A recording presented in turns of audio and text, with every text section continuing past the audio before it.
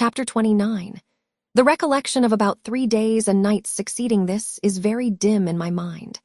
I can recall some sensations felt in that interval, but few thoughts framed and no actions performed. I knew I was in a small room and in a narrow bed. To that bed I seemed to have grown.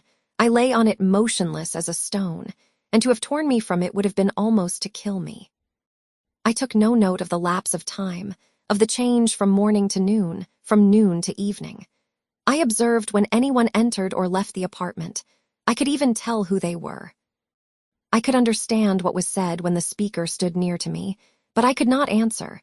To open my lips or move my limbs was equally impossible. Hannah, the servant, was my most frequent visitor. Her coming disturbed me.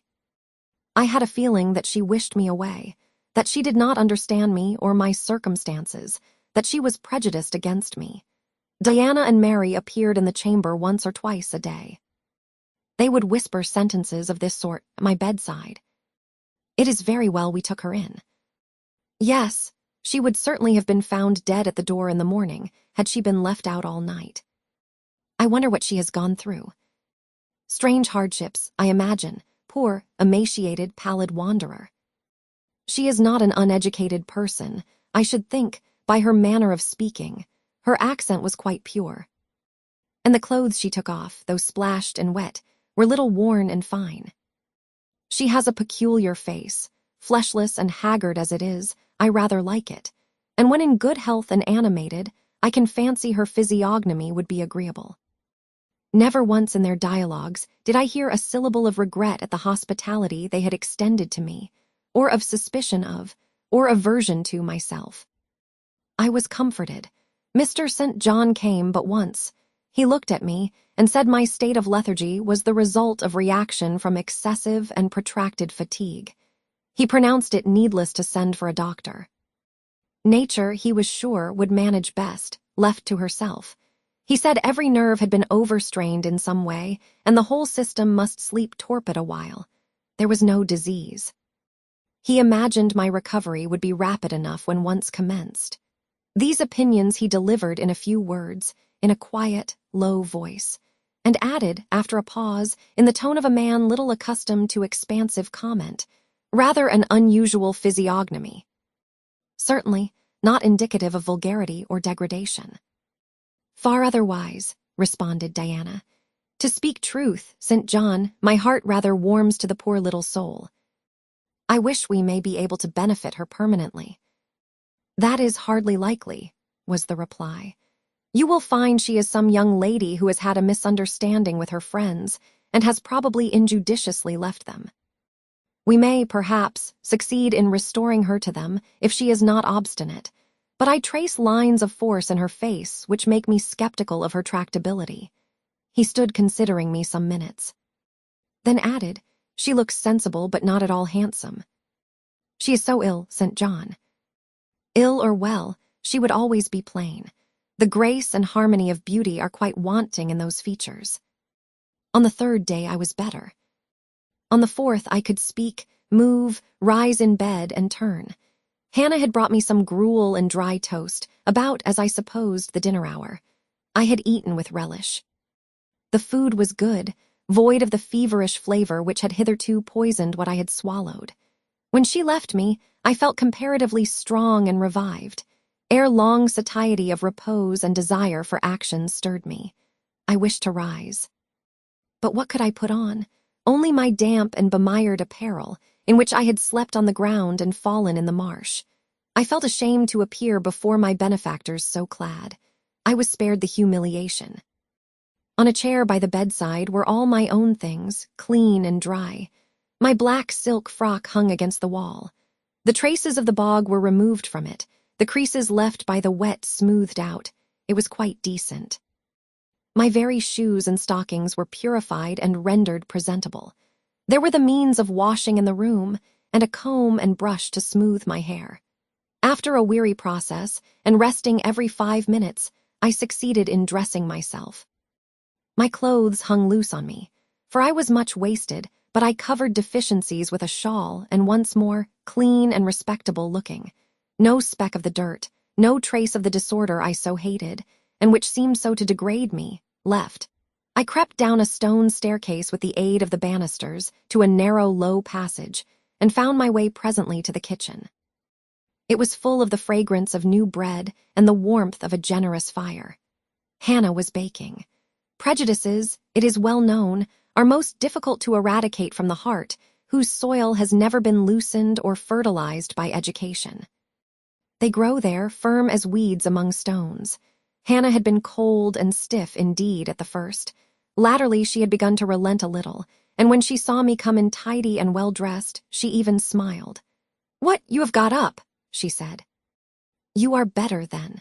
You may sit you down in my chair on the hearthstone, if you will." She pointed to the rocking chair. I took it.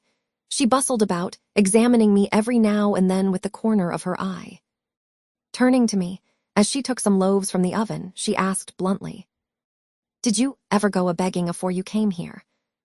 I was indignant for a moment, but remembering that anger was out of the question, and that I had indeed appeared as a beggar to her, I answered quietly, but still not without a certain marked firmness. "You are mistaken in supposing me a beggar. I am no beggar, any more than yourself or your young ladies." After a pause she said, "I do not understand that. You've like no house nor no brass, I guess." "The want of house or brass, by which I suppose you mean money, does not make a beggar in your sense of the word." "Are you book-learned?" she inquired presently. "Yes, very." "But you've never been to a boarding school." "I was at a boarding school 8 years." She opened her eyes wide. "Whatever cannot ye keep yourself for then?" "I have kept myself, and I trust shall keep myself again." "What are you going to do with these gooseberries?" I inquired, as she brought out a basket of the fruit. "Mack 'em into pies." "Give them to me, and I'll pick them."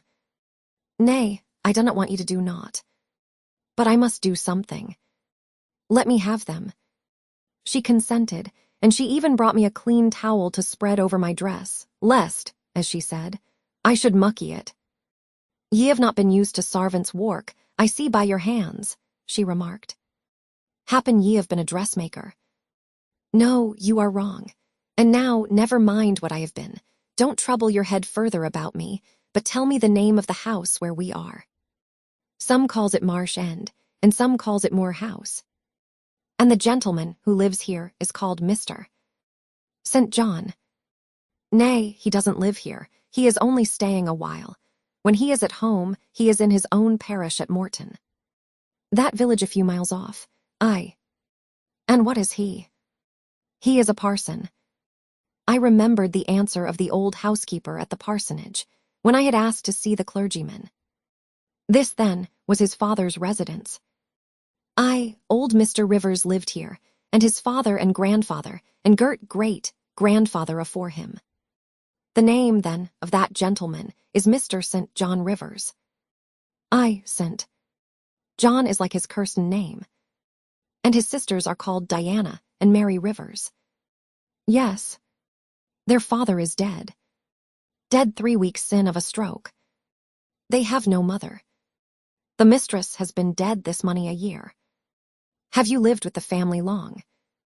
I've lived here 30 year. I nursed them all 3.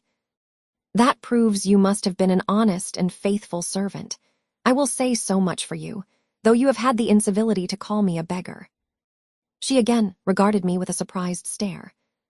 "I believe," she said, "I was quite mistan in my thoughts of you, but there is so many cheats goes about, you mun forgy me. And though," I continued rather severely, "you wish to turn me from the door on a night when you should not have shut out a dog. Well, it was hard. But what can a body do? I thought more o.th. childer nor of mysel, poor things. They've like nobody to tack care on 'em but me. I'm like to look sharpish." I maintained a grave silence for some minutes. "You mun not think too hardly of me," she again remarked. "But I do think hardly of you," I said, "and I'll tell you why, not so much because you refused to give me shelter or regarded me as an impostor, as because you just now made it a species of reproach that I had no brass and no house. Some of the best people that ever lived have been as destitute as I am, and if you are a Christian, you ought not to consider poverty a crime."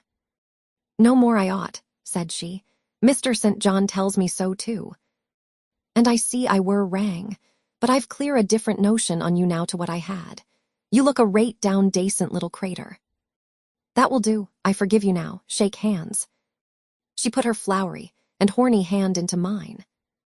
Another and heartier smile illumined her rough face, and from that moment we were friends.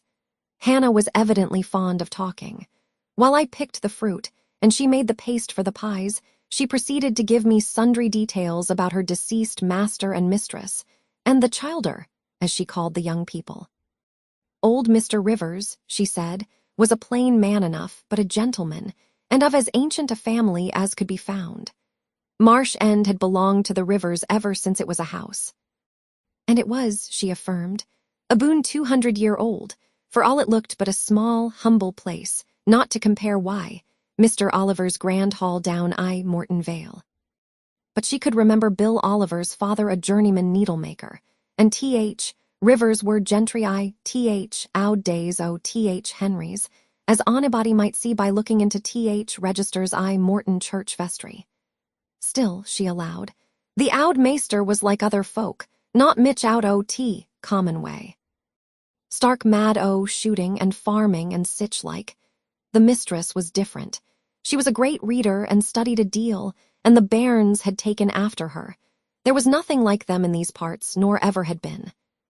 They had liked learning, all three, almost from the time they could speak, and they had always been of a mack of their own. Mr. St. John, when he grew up, would go to college and be a parson. And the girls, as soon as they left school, would seek places as governesses. For they had told her their father had some years ago lost a great deal of money by a man he had trusted turning bankrupt. And as he was now not rich enough to give them fortunes, they must provide for themselves. They had lived very little at home for a long while, and were only come now to stay a few weeks on account of their father's death. But they did so like Marsh End and Morton, and all these moors and hills about. They had been in London, and many other grand towns, but they always said there was no place like home. And then they were so agreeable with each other, never fell out nor threeped. She did not know where there was such a family for being united. Having finished my task of gooseberry picking, I asked where the two ladies and their brother were now. Gone over to Morton for a walk, but they would be back in half an hour to tea. They returned within the time Hannah had allotted them. They entered by the kitchen door. Mr. St. John, when he saw me, merely bowed and passed through. The two ladies stopped. Mary, in a few words, kindly and calmly expressed the pleasure she felt in seeing me well enough to be able to come down. Diana took my hand. She shook her head at me. "You should have waited for my leave to descend," she said. "You still look very pale and so thin. Poor child, poor girl." Diana had a voice toned, to my ear, like the cooing of a dove. She possessed eyes whose gaze I delighted to encounter. Her whole face seemed to me full of charm. Mary's countenance was equally intelligent, her features equally pretty, but her expression was more reserved, and her manners, though gentle, more distant. Diana looked and spoke with a certain authority. She had a will, evidently. It was my nature to feel pleasure in yielding to an authority supported like hers, and to bend, where my conscience and self-respect permitted, to an active will. "And what business have you here?" she continued. "It is not your place. Mary and I sit in the kitchen sometimes, because at home we like to be free, even to license, but you are a visitor and must go into the parlor." "I'm very well here." "Not at all, with Hannah bustling about and covering you with flour." "Besides, the fire is too hot for you," interposed Mary. "To be sure," added her sister. "Come, you must be obedient." And still holding my hand, she made me rise and led me into the inner room. "Sit there," she said, placing me on the sofa, "while we take our things off and get the tea ready." It is another privilege we exercise in our little moorland home, to prepare our own meals when we are so inclined, or when Hannah is baking, brewing, washing, or ironing. She closed the door, leaving me solus with Mr. St. John, who sat opposite, a book or newspaper in his hand. I examined first the parlor and then its occupant. The parlor was rather a small room, very plainly furnished, yet comfortable, because clean and neat. The old-fashioned chairs were very bright, and the walnut-wood table was like a looking-glass. A few strange, antique portraits of the men and women of other days decorated the stained walls. A cupboard with glass doors contained some books and an ancient set of china. There was no superfluous ornament in the room, not one modern piece of furniture, save a brace of workboxes and a lady's desk in rosewood, which stood on a side table. Everything, including the carpet and curtains, looked at once well worn and well saved. Mr. St. John, sitting as still as one of the dusty pictures on the walls, keeping his eyes fixed on the page he perused, and his lips mutely sealed, was easy enough to examine. Had he been a statue instead of a man, he could not have been easier. He was young, perhaps from 28 to 30, tall, slender. His face riveted the eye. It was like a Greek face, very pure in outline, quite a straight, classic nose, quite an Athenian mouth and chin. It is seldom, indeed, an English face comes so near the antique models as did his. He might well be a little shocked at the irregularity of my lineaments, his own being so harmonious. His eyes were large and blue, with brown lashes. His high forehead, colorless as ivory, was partially streaked over by careless locks of fair hair. This is a gentle delineation, is it not, reader? Yet he whom it describes scarcely impressed one with the idea of a gentle, a yielding, an impressible, or even of a placid nature. Quiescent as he now sat, there was something about his nostril, his mouth, his brow, which, to my perceptions, indicated elements within either restless or hard or eager. He did not speak to me one word, nor even direct to me one glance, till his sisters returned. Diana, as she passed in and out in the course of preparing tea, brought me a little cake, baked on the top of the oven. "Eat that now," she said. "You must be hungry. Hannah says you have had nothing but some gruel since breakfast." I did not refuse it, for my appetite was awakened and keen. Mr. Rivers now closed his book, approached the table, and as he took a seat, fixed his blue pictorial-looking eyes full on me. There was an unceremonious directness, a searching, decided steadfastness in his gaze now, which told that intention and not diffidence had hitherto kept it averted from the stranger. "You are very hungry," he said. "I am, sir. It is my way, it always was my way, by instinct, ever to meet the brief with brevity, the direct with plainness. It is well for you that a low fever has forced you to abstain for the last 3 days. There would have been danger in yielding to the cravings of your appetite at first. Now you may eat, though still not immoderately." "I trust I shall not eat long at your expense, sir," was my very clumsily contrived, unpolished answer. "No," he said coolly. "When you have indicated to us the residence of your friends, we can write to them, and you may be restored to home. That, I must plainly tell you, is out of my power to do. Being absolutely without home and friends." The three looked at me, but not distrustfully. I felt there was no suspicion in their glances. There was more of curiosity. I speak particularly of the young ladies. St. John's eyes, though clear enough in a literal sense, in a figurative one were difficult to fathom. He seemed to use them rather as instruments to search other people's thoughts than as agents to reveal his own. The which combination of keenness and reserve was considerably more calculated to embarrass than to encourage. "Do you mean to say," he asked, "that you are completely isolated from every connection?" "I do. Not a tie links me to any living thing. Not a claim do I possess to admittance under any roof in England. A most singular position at your age." Here I saw his glance directed to my hands, which were folded on the table before me. I wondered what he sought there. His words soon explained the quest. "You have never been married. You are a spinster." Diana laughed. "Why, she can't be above 17 or 18 years old, St. John," said she. "I am near 19. But I am not married. No." I felt a burning glow mount to my face, for bitter and agitating recollections were awakened by the allusion to marriage. They all saw the embarrassment and the emotion. Diana and Mary relieved me by turning their eyes elsewhere than to my crimsoned visage. But the colder and sterner brother continued to gaze, till the trouble he had excited forced out tears as well as color. "Where did you last reside?" he now asked. "You are too inquisitive, St. John," murmured Mary in a low voice, but he leaned over the table and required an answer by a second firm and piercing look. "The name of the place where, and of the person with whom I lived, is my secret," I replied concisely. "Which, if you like, you have, in my opinion, a right to keep, both from St. John and every other questioner," remarked Diana. "Yet if I know nothing about you or your history, I cannot help you," he said. "And you need help, do you not?" "I need it, and I seek it so far, sir, that some true philanthropist will put me in the way of getting work which I can do, and the remuneration for which will keep me, if but in the barest necessaries of life. I know not whether I am a true philanthropist, yet I am willing to aid you to the utmost of my power in a purpose so honest. First, then, tell me what you have been accustomed to do, and what you can do." I had now swallowed my tea. I was mightily refreshed by the beverage. As much so as a giant with wine. It gave new tone to my unstrung nerves and enabled me to address this penetrating young judge steadily. "Mr. Rivers," I said, turning to him and looking at him, as he looked at me, openly and without diffidence, "you and your sisters have done me a great service, the greatest man can do his fellow being.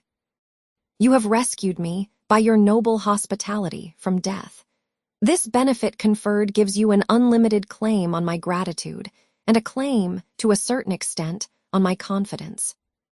I will tell you as much of the history of the wanderer you have harbored, as I can tell without compromising my own peace of mind, my own security, moral and physical, and that of others. I am an orphan, the daughter of a clergyman. My parents died before I could know them. I was brought up a dependent, educated in a charitable institution. I will even tell you the name of the establishment where I passed 6 years as a pupil and 2 as a teacher, Lode Orphan Asylum, Shire. You will have heard of it, Mr. Rivers. The Rev. Robert Brocklehurst is the treasurer. I have heard of Mr. Brocklehurst, and I have seen the school. I left Lode nearly a year since to become a private governess. I obtained a good situation and was happy. This place I was obliged to leave 4 days before I came here. The reason of my departure I cannot and ought not to explain. It would be useless, dangerous, and would sound incredible. No blame attached to me. I am as free from culpability as any one of you 3. Miserable I am, and must be for a time, for the catastrophe which drove me from a house I had found a paradise was of a strange and direful nature. I observed but 2 points in planning my departure: speed, secrecy. To secure these, I had to leave behind me everything I possessed except a small parcel, which, in my hurry and trouble of mind, I forgot to take out of the coach that brought me to Whitcross. To this neighborhood, then, I came, quite destitute. I slept 2 nights in the open air and wandered about 2 days without crossing a threshold, but twice in that space of time did I taste food. And it was when brought by hunger, exhaustion, and despair almost to the last gasp, that you, Mr. Rivers, forbade me to perish of want at your door, and took me under the shelter of your roof. I know all your sisters have done for me since, for I have not been insensible during my seeming torpor, and I owe to their spontaneous, genuine, genial compassion as large a debt as to your evangelical charity. Don't make her talk any more now, St. John, said Diana as I paused. She is evidently not yet fit for excitement. Come to the sofa and sit down now, Miss Elliot. I gave an involuntary half-start at hearing the alias. I had forgotten my new name. Mr. Rivers, whom nothing seemed to escape, noticed it at once. You said your name was Jane Elliot, he observed. I did say so, and it is the name by which I think it expedient to be called at present, but it is not my real name, and when I hear it, it sounds strange to me. Your real name you will not give. No. I fear discovery above all things, and whatever disclosure would lead to it, I avoid. You are quite right, I am sure, said Diana. Now do, brother, let her be at peace a while. But when sent? John had mused a few moments. He recommenced as imperturbably and with as much acumen as ever. You would not like to be long dependent on our hospitality. You would wish, I see, to dispense as soon as may be with my sister's compassion, and above all, with my charity. I am quite sensible of the distinction drawn, nor do I resent it. It is just. You desire to be independent of us. I do, I have already said so. Show me how to work or how to seek work. That is all I now ask. Then let me go, if it be but to the meanest cottage. But till then, allow me to stay here. I dread another essay of the horrors of homeless destitution. Indeed, you shall stay here, said Diana, putting her white hand on my head. You shall, repeated Mary, in the tone of undemonstrative sincerity which seemed natural to her. My sisters, you see, have a pleasure in keeping you, said Mr. St. John, as they would have a pleasure in keeping and cherishing a half-frozen bird some wintry wind might have driven through their casement. I feel more inclination to put you in the way of keeping yourself, and shall endeavor to do so. But observe, my sphere is narrow. I am but the incumbent of a poor country parish. My aid must be of the humblest sort. And if you are inclined to despise the day of small things, seek some more efficient succor than such as I can offer. She has already said that she is willing to do anything honest she can do, answered Diana for me. And you know, St. John, she has no choice of helpers. She is forced to put up with such crusty people as you. I will be a dressmaker, I will be a plain workwoman, I will be a servant, a nurse girl, if I can be no better, I answered. Right, said Mr. St. John, quite coolly. If such is your spirit, I promise to aid you in my own time and way. He now resumed the book with which he had been occupied before tea. I soon withdrew, for I had talked as much, and sat up as long, as my present strength would permit.